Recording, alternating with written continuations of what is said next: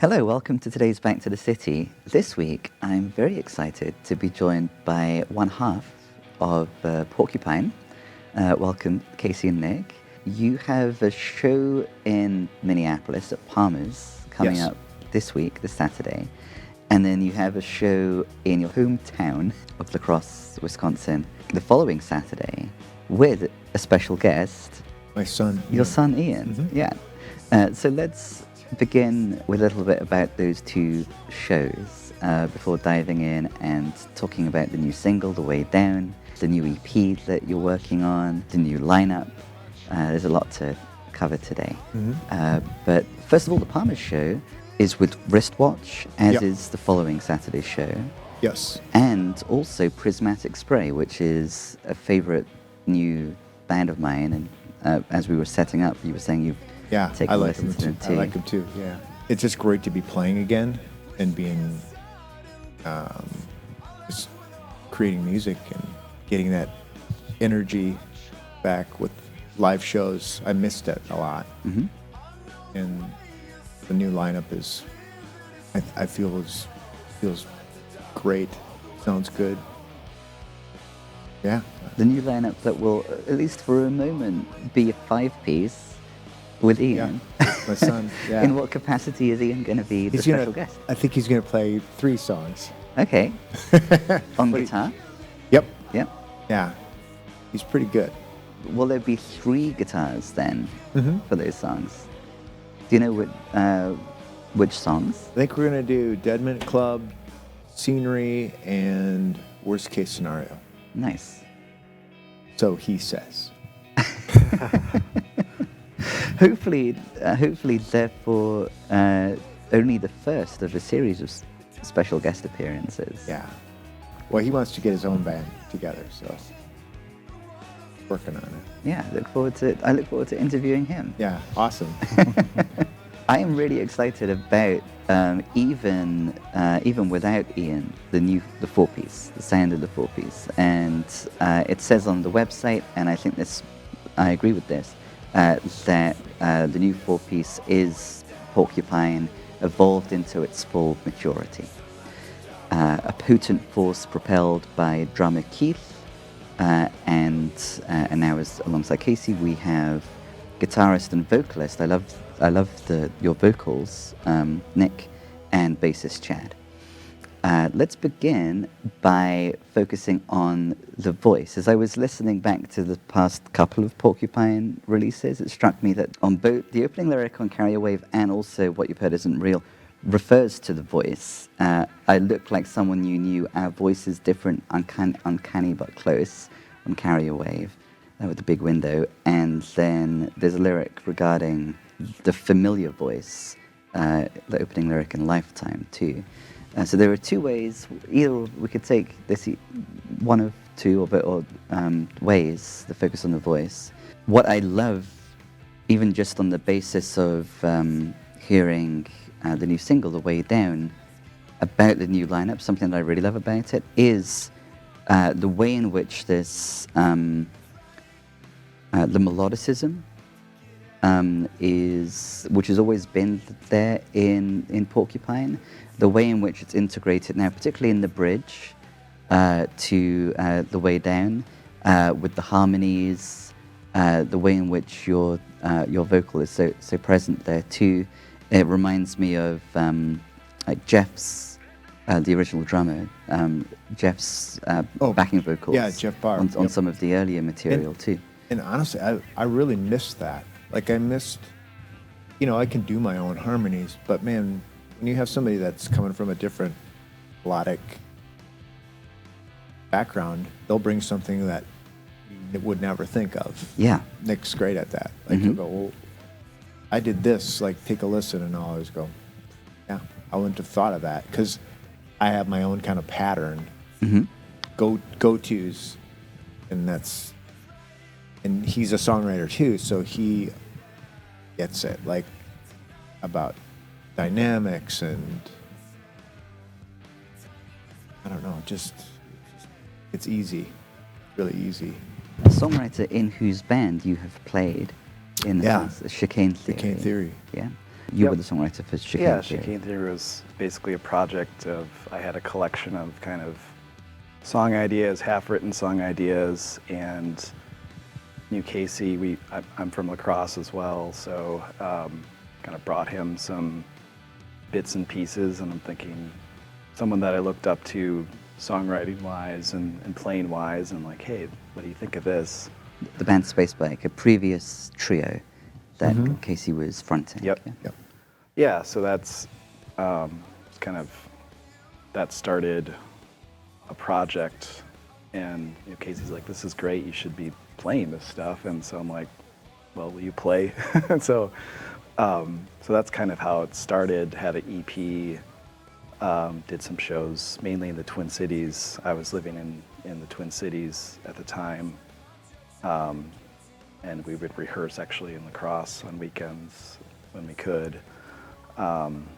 With Casey on bass. Yep.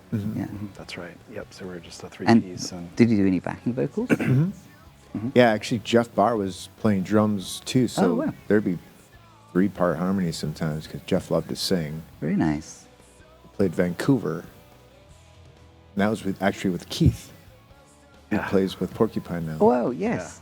And then we were at the 400. We opened for Adam Franklin from Swerve Driver, which was like, I was over the moon because he's one of my absolute favorites, that guy. And, just to watch him after we played do his thing.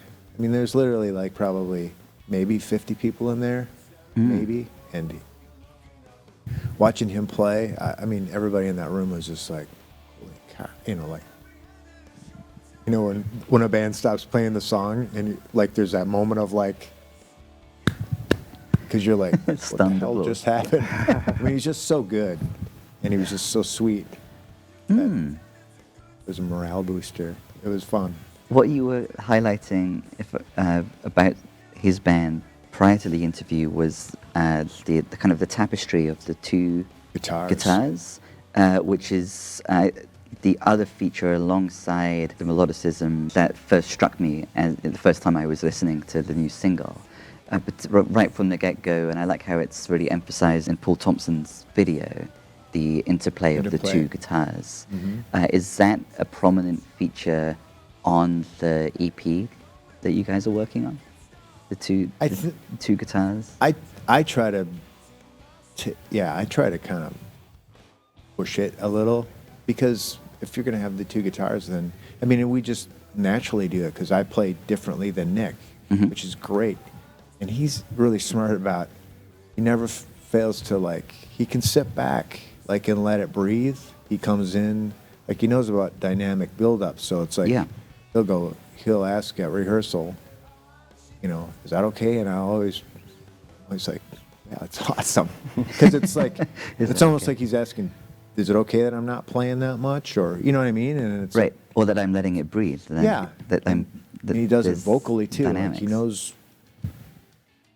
he's just smart about it. Because, again, it's a songwriter perspective on when you're coming in. It's like, okay, how can I make this dynamically move around without... Yeah. Because it's easy to be, any guitar player can be, I mean, I've done it. I've been in bands where it's easy to kind of fill in a lot of stuff if you want. It'd be flashy. But it's, it's always about the song. And that's the way I always try to think, how do you make this song the best it can be? So it comes across as a hit in the face live. Yeah. So to kind of encapsulate how the present lineup of Porcupine is maturely doing that with a specific song, The Way Down, let's kind of take a journey through The Way Down. It's I love the song structure. So you've got Gain Some Momentum, Take Notice, the first taste of it, the first verse. Then another interesting feature in terms of the production, which is I like how it's emphasized in the video too, the two mics. Yep. Let's kind of pause and reflect on that feature for a moment. Confess to You, I've tried. That's like your I look at that as like your subconscious. That's the subconscious voice. It's so interesting. Confess to you, I've tried to cover up my track with lies. It's all about, it's addiction. So that's like a pre-chorus, yeah. And then the kind of the B section, the section where there is a lyric all the way down. The first time we get it, it's short. It's like half of what it will be the second time around. And then by the time we get it at the end, it's it's longer again. Yep. It's a song about exploring addiction, yes, but swinging and missing all the way down, it's not judging. The song isn't judging. Swinging and missing all the way down, there's like a lot of compassion, I think, in the song. Yeah, I mean, I'm not gonna lie, it's personal. Right. You know? So it's, swing and a miss. So I'm all the way down. It's a half-hearted take on. It's like I'm gonna try, but am I gonna really mean it? It's all the encompassing crap behavior that addiction encapsulates. Yeah. Lying and shame and and it's an endless loop. You have to hit the bottom, all the way down is how far is all the way down. For some people, it's death. We've all seen that. So yeah, it's kind of, I don't know why it went to that topic. It just did. It just felt like the mood of the song kind of worked that way. Yeah, and it's interesting then that section is kind of longer all the way down. There's more. The spiral down is longer each time we get to that section. That bit, yeah. And it kind of then flows into the bridge. Coming out of the bridge, I think, is that moment, the dynamics there, and how the band is working together in service of the song, the way that your guitar kind of comes in, and then the effect on the bass, then the drum roll, and then we're back into the third verse, and there's new instrumentation. There's a new fullness there. What is that new instrumentation that comes in? There's some stuff. We had some kind of keyboard piano bits in there. And I think, you're pointing out some cool things about the arrangement of the song, which, like, I'm drawn to arrangements that are slightly off kilter and are just like 8 bars, 8 bars, 8 bars. Yeah. Like, no, that's too, I mean, that's fine. That can work for sure. But I mean, personally, even like, oh, let's put an extra bar in here. And as long as it's not like, oh, that was really weird, or we're doing it to just be like, weird. Oh, this is like intentionally like some kind of device. Like, no, I mean, so we'll try some things like that. But I think, the length and kind of where the arrangement evolved to, even that section, like we rehearsed the basics of the song and it was there. And then we recorded the song ourselves. So Keith has a nice studio set up. Home studio setup. I've got some equipment. So then from there, it's like, well, okay, what kind of layers can we add that might serve the song and sort of keep that interest? And so by the time we get to third verse, I think we're talking about So it's like, well, what other kind of bit can we sort of add, but not in a contrived way, So and oversaturate it.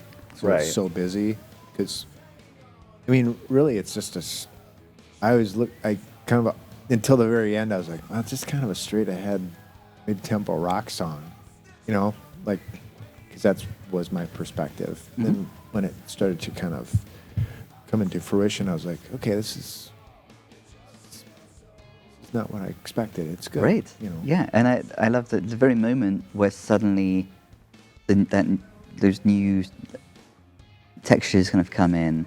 That's when the vocals and the lyrics are the same as at the beginning, but the song has gone on this journey and it's kind of blossomed in the meantime. And I like that juxtaposition of we are where we began, but we're not where we began. Yeah, thanks, son. Well, again, Nick, he's a songwriter, so he helps with arrangement, which is great because I'm coming at it from my perspective, which is like this thing, and then have somebody else kind of go, okay, well, as an outsider, this is what I would do, and Nick can have some arrangement ideas, and I'm always like, great idea, dude, because I trust him, Right. you know. Keith as well, Chad, like everybody is. Chad comes up with really like the bass thing that's Chad, like Right. he's not afraid to kind of do some stuff where you're like, okay, I would have never thought of that. Right. Yeah, But I it's cool. wasn't expecting. And I wasn't expecting. he's that. proficient, Yeah. so he can execute, you know, as can Keith. So yeah, Yeah, Turned good out- chemistry. turned out really well. with the four of you. It's fun to try things and be like, okay, let's do an EBO layer or some kind of feedbacky Yeah. thing, and be like, that may not make it, you know, but like if you're hearing, you're feeling something, get it down, and then you can evaluate, you know. So I think there's a Absolutely. lot of elements that's like, I was like, well, I'll try this layer, I'll do this, you know, and not everything's stuck, but to Casey's point, like these little things kind of helped the evolution of the song, and to me, like the song kind of keeps you interested the whole way through. It does. And some of it is kind of those layered parts are kind of mostly subtle, I think. But for the listener that is really like, you know, focused and listening back, I think that's, you know, to Casey's point too, like when we first rehearsed basic arrangement, I mean, a lot of those elements were not there, you know, so it's like straight ahead song. Yeah. But yeah, I'm, you know, I'm really happy with how it turned out as well. So that particular song you were sharing before the interview, the two of you had worked on that years ago, like back in 2015, briefly, yeah. And then Nick, once Casey had moved back to Wisconsin, and the two of you were working together again, it was your idea to resurrect this song. Yeah. Yeah, What kind of transformation did it go through after returning to it? So some of these details that. yeah, I would say, you know, so Casey has a lot of great song ideas where it might be 2 parts, 3 parts, and I think that was our kind of basis of, okay, new lineup, let's work on material, let's work on songs, instead of just getting in a room and going, let's jam or whatever, which we do. We often do, you know, come up with some new bits, which is great. But when there's this kind of backlog of song ideas, it's like, let's use these. These are Right. great. And so I think that's where that particular tune had, I think most of the elements were already there. Kind of ready. And so we would just say, okay, well, here's a demo recording. Let's work on this next rehearsal or whatever, and we'll just play. We would play and try some slightly different things. And yeah, I mean, I feel like the song, you know, all the elements really evolved even further than when we started to record. You know, when we were like, okay, this is one we want to work on and release, you know, like let's get a studio version of it. And that's, you know, so it's kind of like very iterative of like, okay, starting with demo recordings with, I mean, even I think a lot of the lyrical shape was there. And the guitars, the main chord progressions, things like that was all there. And so I feel like every member of the band kind of brings a personality to it. And so even having a fully written song, it's not like people are like, well, okay, then there's not like someone dictating like, well, you have to play the bass this way or whatever. Everyone has some room to breathe and to experiment. And so I think there's some experimentation in rehearsal, and then once we start the recording process, personally for me, that's where I feel most comfortable experimenting, and so that I think that brings a whole kind of opens the door to a whole nother kind of expanse of possibilities. Where in the process of working on the new EP did this work on this song come? Was this one of the first songs or the first song to work on with the new 4-piece? One of the first ones, yeah, because there was kind of a probably 6 or 7, maybe even 8 ideas, and then this one was just one of the ones where it was like, all right, this is coming together pretty quick and organic, and kind of just go. It gets back to what we were talking about with creativity. It's like maybe this is a good place to start, Right. you know, and it just Growth is happening here. yeah, Let's yeah. ride this wave. It's productive, and it was just seemed to work easily. So, yeah. How representative is it of the sound of the EP that's coming together? Well, it's hard to say because this is kind of new. Like the next, the next track is pretty raucous. You know, it's pretty. But I don't want every song to sound, you know, alike. It sounds like what's consistent, though, is all 4 members finding ways to work together to serve the song, and that Yeah, seems for sure. You seem both excited about that, and I can feel Yeah. the reality of that. And honestly, I'm just glad to be working with Nick again. I mean, I would say to your earlier question, like, I feel like Chad, Keith, and I are all fans of Casey's songs coming in, right? We wanted to be in the band, and so there's like a baseline of respect for that. So I don't think any of us are coming in being like, "Hey, I've got this off the wall idea that's like totally divergent from." I guess if there's an idea of what Porcupine kind of Right. Or that just showcases, about, look at right. what I can do. right. Yeah. They're like, hey, you know, and yeah, I think there's this kind of unspoken agreement almost of like, hey, we're all here to serve this Porcupine entity. You know, we're not out to be like, oh, I want to make this song and here's whatever, and like confrontational about it. Totally. Like, I think it sounds like a potent cocktail of respect and enthusiasm Yeah. to show up and participate in the way that serves the song. On the topic of the the process of making the record, when we first met, a little bit after 2015, it must have been like 2016, maybe early 2017 at the latest. Yep. We were reflecting on the Carry a Wave record, of course, and the 2 days that you had in studio with Steve Albini. Yeah. And I was excited to discover not too long ago with the deluxe edition of Carry a Wave, there's 2 extra songs. Yep. Yeah. And I particularly like Dumb. There's like, I like Thanks. the swagger. I like the swagger Thanks. of Dumb. Definitely, it's kind of more of.